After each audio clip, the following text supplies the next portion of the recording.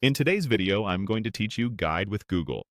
We'll walk through how to create new calendars in Google Calendar, focus your view to just one calendar, and find the sharing options so you can control who sees what. I'll keep it clear and practical so you can follow along in real time. Start by opening your web browser and searching for Google Calendar.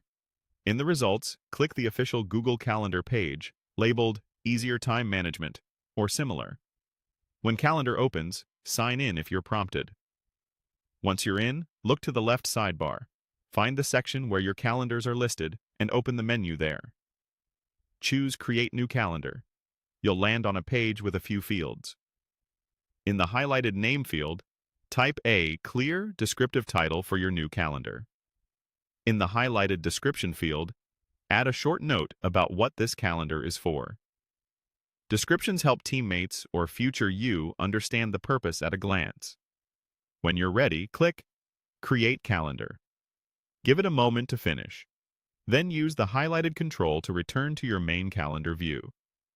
Back in the main view, locate your new calendar in the left sidebar.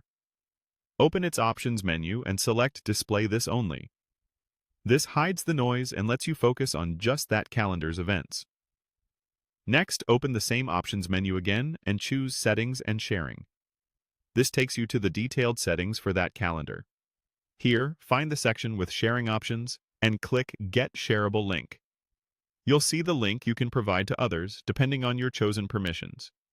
We're just previewing here, so click Cancel to close the prompt without copying. Now, locate the Shared With section and open it.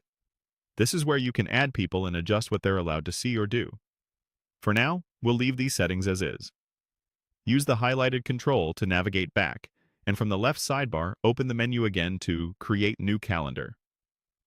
In the highlighted Name field, enter the title for your second calendar. Then click Create Calendar. After it's created, add a brief description in the highlighted field to document its purpose.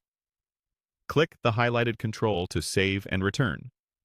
Finally, use the last highlighted button to confirm you're back to the main view. That's it.